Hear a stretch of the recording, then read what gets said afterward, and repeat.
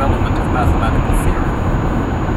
But far more important was the byproduct of Turing's proof, his concept of a logical computing machine, which soon came to be known as a Turing machine.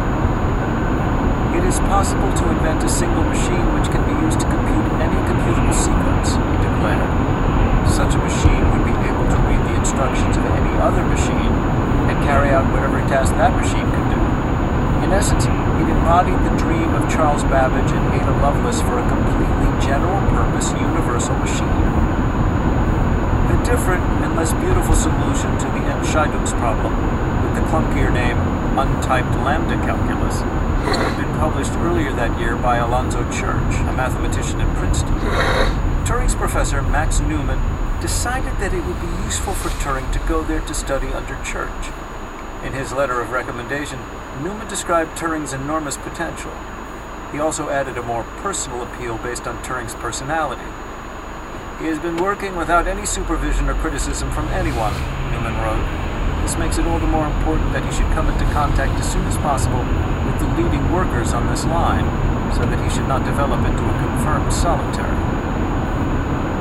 Turing did have a tendency toward being a loner. His homosexuality made him feel like an outsider at times. He lived alone and avoided deep personal commitments. At one point, he proposed marriage to a female colleague, but then felt compelled to tell her that he was gay.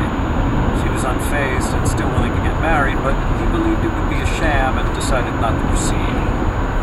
Yet, he did not become a confirmed solitary.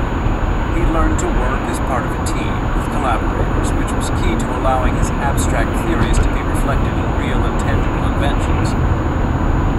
In September 1936, while waiting for his paper to be published, the 24-year-old doctoral candidate sailed to America in steerage class aboard the aging ocean liner RMS Rainier, lugging with him a prized brass sextant.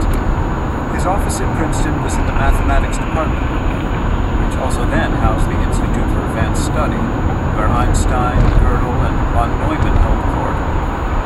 The cultivated and highly sociable von Neumann became particularly interested in Turing's work, despite their very different personalities. The seismic shifts and simultaneous advances of 1937 were not directly caused by the publication of Turing's paper. In fact, it got little notice at first. Turing asked his mother to send out reprints of it to the mathematical philosopher Bertrand Russell and a half-dozen other famous scholars, but the only major review was by Alonzo Church, who could afford to be flattering because he had been ahead of Turing in solving Hilbert's decision problem. Church was not only generous, he introduced the term Turing machine